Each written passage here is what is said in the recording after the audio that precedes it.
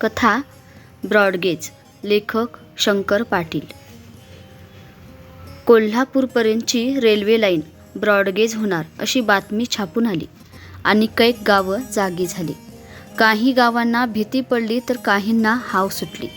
शहरातनं सभा होऊ लागल्या आणि खेड्यापाड्यातनं अर्ज थेट दिल्लीपर्यंत जाऊ लागले. खलबतं सुरू झाली. महिनाभरातच बातम्यांना पेव फुटला.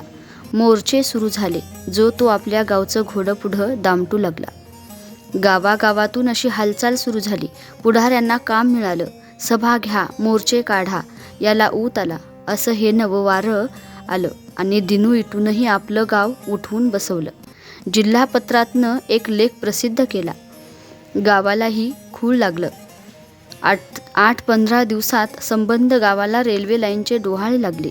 दिनू इटूशिवाय लोकांच्या तोंडातनं दुसरं काही येईना झालं. त्यानं गाव सगळं भारून टाकलं. सभा घेतली, अर्ज खरडला. पोराबाळासह मामलेदार कचेरीवर मोर्चा नेला. 5 लोकांचं एक शिष्टमंडळ घेऊन कलेक्टरची भेट घेतली. दिनू इटूनं आपलं काम सारखं सुरूच ठेवलं. पाणी लागत नव्हतं, पण खणायचं काम सोडलं नव्हतं. तसा दिनू इटू गावचा कार्यकर्ता होता. या 4-5 वर्षात एकदम पुढं आला होता. गावची सहकारी सोसायटीत राजकारण आणून पहिली फूट त्यानंच पाडली होती. हेच तरुण रक्ताचं नवं पॅनेल ग्रामपंचायतही घुसलं होतं. राखीव जागेवर आपली बायकोच तिथं निवडून आणली होती. दिनू इटूचा असा जोड कारभार होता आणि नवरा बायकोची जोडी गावात नव्यानं उदयास आली होती. या दोघांनी रेल्वे लाईनचा चंग बांधला. ब्रॉडगेजला वाहूनच घेतलं. व्यापारी हरकले. तसा गावचा बाजार मोठा होता. गावाला स्टेशन झालं तर त्याला पाहिजेच होतं. गावात काही मांग होते. ही विणकर ही मंडळीही खुश झाली. ह्या सगळ्यांनी पाठिंबा दिला. शेतकरीही मागं उभा राहिलाच. चांभाराची एक सहकारी सोसायटी होती. हे चर्मकारही सामील झाले. नवबुद्धही घुसले आणि दिनू इटूनं सहकुटुंब सहपरिवार पुढाकार घेऊन या कार्यासाठी एक ब्रॉडगेज समिती स्थापन केली. फंड उभारला. अधिकार हातात घेतले. कार्य असं सुरळीत सुरू झालं आणि एक दिवस दिनू इटूनं तातडीची सभा बोलावली. ब्रॉडगेज समितीचे सगळे लोक हजर झाले. दिनू इटूनं वर्तमानपत्रातली एक बातमी वाचून दाखवली. भारताचं मँचेस्टर म्हणून प्रसिद्ध असलेल्या इचलकरंजीची ही बातमी होती. इचलकरंजीनं जोर केला होता. ही बातमी वाचल्यावर लोक भडकले. श्रीमंधर अण्णा तावातावानं म्हणाले, आपण डोळं झाक करून भागणार नाही. फाटाफूट तिकडं गेल्यावर इकडं काय होणार? आपण रान उठवाय पाहिजे. गप्प बसायचं नाही. मग काय नुसतं अर्ज खरडून लाईन येते? श्रीमंधर अण्णा पेटले होते. ते बोलले, नुसता अर्ज का करायचा? आता थेट मंत्रिमंडळ गाठायचं. थांबा असं म्हणून दिनू इटूनं दुसरी बातमी सांगितली. मग येत्या 15 तारखेला मुख्यमंत्री पुण्याला येणार अशी बातमी ह्या पेपरात आहे. त्यांना जाऊन भेटलं तर? आगात तर काय भेटायचं? ह्याला सगळ्यांचाच पाठिंबा मिळाला. प्रश्न होता कुणी जावं एवढाच. दिनू इटूनं प्रश्न केला. जायचं हे ठरलं, पण कोण जायचं? एक जण म्हणाला, तुमचं तर एक नाव आधी घाला. दिनू इटू बोलला, मी हायच, पण दुसरं कोण? जरा चुळबुळ सुरू झाली. दुसरं कोणतंच नाव पुढं येईना झालं. तसा एकानं तोडगा काढला. मग असं करा, कलेक्टरला भेटायला गेलतं तेच शिष्टमंडळ जाऊ द्या. त्यावर दुसरा म्हणाला, जाऊ द्या काय? उगाच 5 माणसं पुण्याला जाऊ द्यात. खर्चा काय थोडा येईल बाबा? काय तुझ्या एकट्याच्या पदरास जाते होय? असं एकानं सवाल केला आणि वाद सुरू झाला. होय नाही करता 5 ऐवजी 3 लोकांनी जावं असं ठरलं. दिनू इटूची तर निवड झालीच होती. त्याच्या जोडीला एक स्त्री प्रतिनिधी म्हणून त्याची बायकोच घुसवली. अशी ही जोडी जमली. आता प्रश्न राहिला आणखी एका सभासदाचा. तिसरा कोण घ्यावा ह्यावर कडाक्याचा वाद झाला. अखेर महार, ढोर, मांग ह्यांनी आपलं घोडं पुढं दामटलं आणि कुशा महाराची वर्णी लागली. शिष्टमंडळ ठरलं. बजेट मंजूर झालं आणि 14 तारखेला गाव सोडून ते पुण्याला निघाले. दिनू इटूला पुणे नवीन नव्हतं, पण त्याची बायको आणि कुशा महार पहिल्यांदाच पुण्याला येणार होते. कात्रजपासून दिवे सुरू झाले. अफाट पसरलेली ही नगरी दिव्याने उजळून निघाली होती. कुशा महाराचे डोळे दिपून गेले. त्याला खूळ लागल्यागत झालं. किती बघू आणि किती नको असं होऊन गेलं. रात्री 8च्या सुमारास पुन्हा आलं. स्वारगेटावर उतरल्या कुशानं दिनविटूला विचारलं, परबती तेवढी दावा बरं का? तू परबती बघाय आलायस का मंत्र्याला भेटायला? असं विचारून दिनविटूनं समोर बोट करून म्हटलं, ही टेकडी दिसती का? तीच परबती म्हणायची बघ. हीच होय असं करत भुलल्यागत तो बघत राहिला आणि त्याच अवस्थेत बोलला, म्हणजे टेकडीवर देऊळ बांधलंय? असं कसं? असं म्हणून तो बघतच राहिला. त्याला तगादा लावून दिनविटू म्हणाला, चल उचल पाय, आधी हॉटेलात जाऊन जागा मिळवाय पाहिजे. थैली खांद्यावर घेत त्यानं विचारलं, हॉटेलात उतरायचं होय? तर काय, आमच्या सासऱ्याचा बंगला हाय होय इथं. तिघेही बाहेर रस्त्यावर आले. टॅक्सी, टांगे, रिक्षा, बस याची धावपळ सुरू होती. त्यातच सायकली आडव्या तिडव्या पळत होत्या. कुशाबाची धांदल उडाली. रस्ता कसा ओलांडावा कळेना झालं आणि जीव मुठीत घेऊन तो म्हणाला, चालायचं काय खेटाक? काढू नका हां. कार फुकट मरायची पाळी येईल ओ. दिनविटूनं विचारलं, हिथं असं तर मुंबईला कसं करशील? कोण जातोय तिकडं मरायला? बाबा, सार्वजनिक काम म्हणजे पुन्हा मुंबई अशा वाऱ्या कराव्या लागणार बघ. कुशा म्हणाला, ह्या रेल्वेच्या निमित्तानं हितवर येणं घडलं. एवढं पुढं दावा म्हणजे मग दुसरं काय नको बघा. म्हणजे पुन्हा बघाय आलायस म्हण की. त्या परबतीला एक नेऊन आणा आणि काय एक कॅम्प लई बघण्यासारखा आहे म्हण, तेवढा हिंडवून आणा. आणि कॉलेज फिलेजर जाता जाता ते बी दावा बघा. ते न बघू की. दिनविटू हसून म्हणाला, हे सगळं बघाय 4 दिवस लागतील. लागनात, एकाला 4 दिवस रोज मोडतील असं सांगूनच आलोय. शाब्बास र माझ्या गबरू तू. ह्यावर कुशाबा हसून म्हणाला, नाहीतर काय, बघायला म्हणून इकडे येणं घडतंय काय हो? आता सहजासहजी येणं झालंय तर पाक सारं पालतं घालून जाऊ. दिनविटूनं विचारलं, आणि एकाला 4 रोज का मोडल म्हणून सवाल केला. तर मंत्री भेटला नाही म्हणून सांगायचं. ही चांगली गत आहे बघ तुझी ही. एवढ्यात एक रिकामा टांगा समोरून जाताना बघून कुशाबानं आठवण करून दिली, अहो टांगा तरी थांबू का? तो चालायचं नको हो, बाईचं आणि पाय दुखतील. दुतर्फा इमारती बघत ती रमून गेली होती. ती म्हणाली, माझं काय नाही बाबा पाय दुखत. एवढ्यात आपणहून टांगा थांबला आणि टांगेवाल्यानं विचारलं, कुठं जायचं? हॉटेलात. कुठल्या? कोणच्याशी एका चांगल्या हॉटेलात नेऊन सोडायचं. बसा. काय घेणार? समजून घ्यायचं. दिनविटू म्हणाला, मागणं घोळ नको. अहो बसा. काय राज मागायचं आहे तुमच्याकडं? मग तिघेही टांग्यात बसले. डेक्कनवरच्या एका हॉटेलापुढे येऊन टांगा उभा राहिला. अशी 10 हॉटेलं फिरल्यावर एके ठिकाणी त्यांना जागा मिळाली. 5 रुपये टांग्याचंच भाडं झालं. हॉटेलच्या पोरानं वर 3ऱ्या मजल्यावर नेलं. थैल्या खोलीत ठेवल्या आणि कुशाने विचारलं, पायातलं राहिलं का? कोण घेऊन जाईल? का पायतान खाली ठेवून काढून ठेवलंय होय? लेका, ती काय देऊळ हाय? हॉटेल हाय? खाली जाऊन पायतान घेऊन यायचं आधी. चुळबुळ करून तो म्हणाला, जरा चला की. का? कोण धरते काय तुला? खाली सापडायची नाही. हितल्या हित खोली सापडत नाही.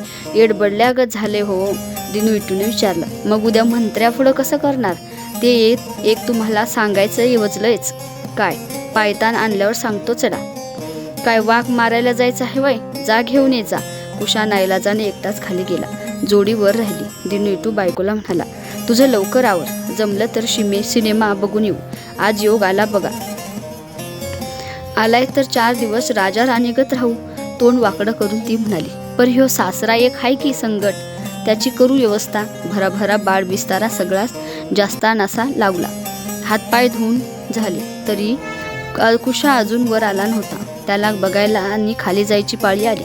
एवढ्यात तो येऊन हजर झाला. दिनविटू रागानं म्हणाला, काय कुठं तक्क्यात जाऊन बसला होतास वय?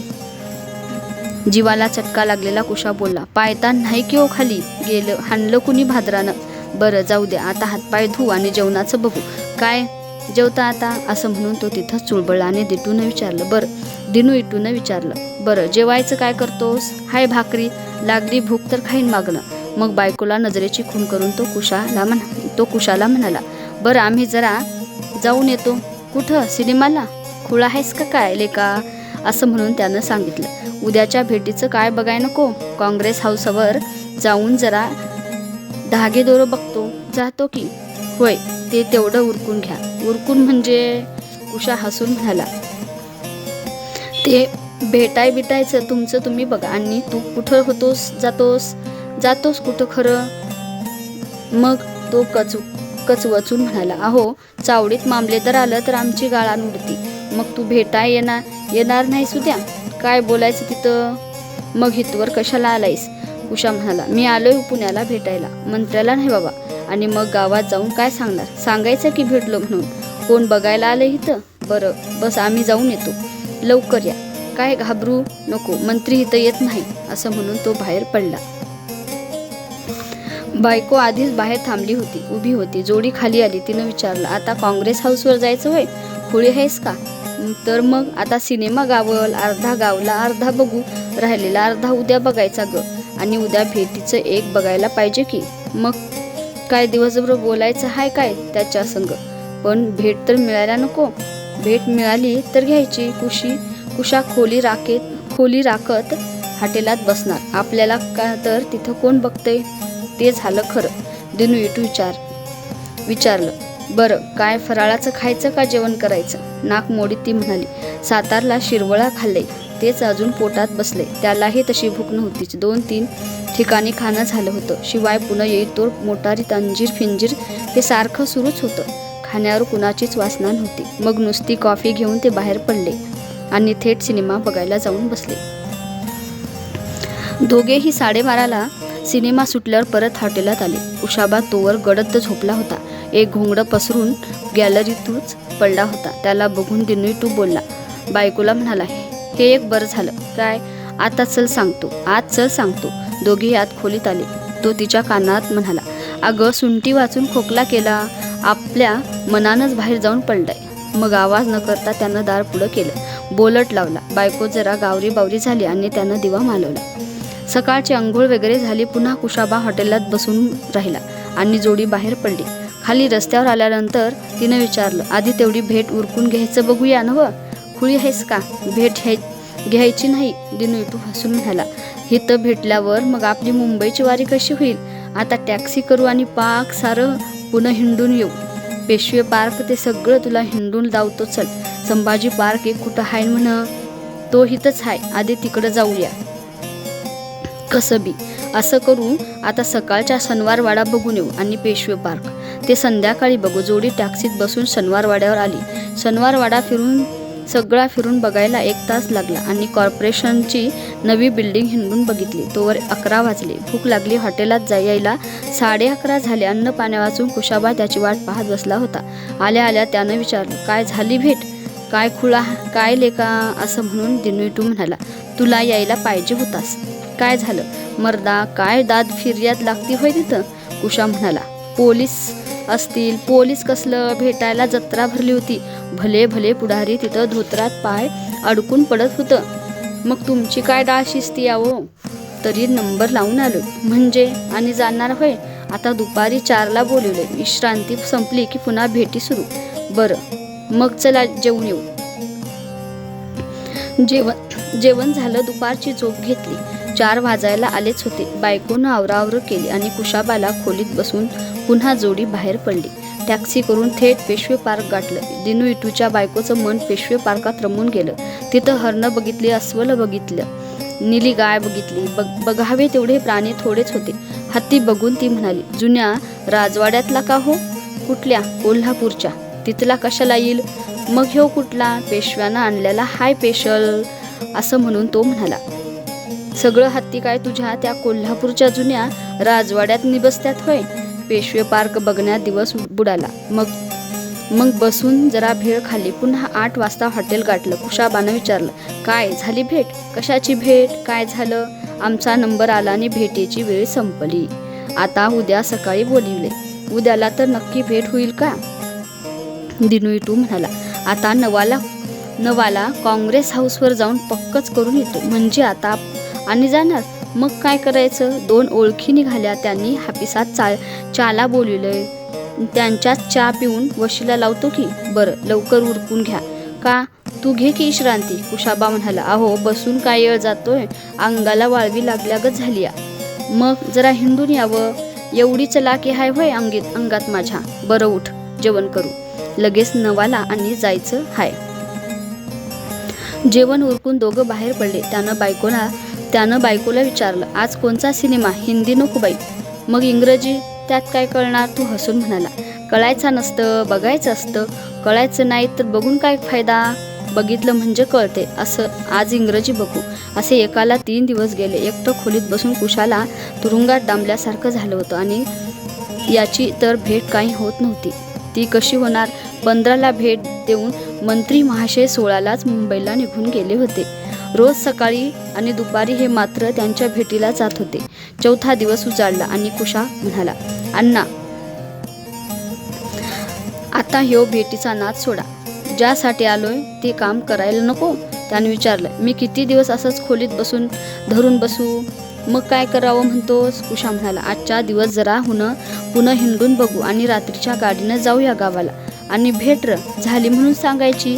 मी वर्णन करतो की. दिनूटूलाही त्याची दया आली. तसं त्यांचंही सगळं पुन्हा बघून झालंच होतं. बायकोची सगळी हौस त्यानं पुरी केली होती. मग 4थ्या दिवशी कुशालाही त्यांनी बरोबर घेतलं. गावी गेल्यावर काय काय सांगायचे सगळं पक्क केलं आणि पुन्हा बघून झाल्यावर रात्रीची गाडी धरली. शिष्टमंडळ गावात आलं. लगोलग बातमी पसरली. रात्री ब्रॉडगेज समितीची मीटिंग भरली. हातवारे करून कुशाबानं भेटीचं वर्णन केलं. सगळं निवेदन झालं आणि श्रीमंधरांनी पॉइंट काढला. तुम्ही बाजू क्लिअर मांडली. हे सगळं झालं, पण खर्चाचं बजेट एवढं अंगाबाहेर गेलं. दिनूटू म्हणाला, एकाला 4 रोज मोडलं नाहीत. 16ला सकाळी भेट झाल्यावर 18 पत्रिका थांबला.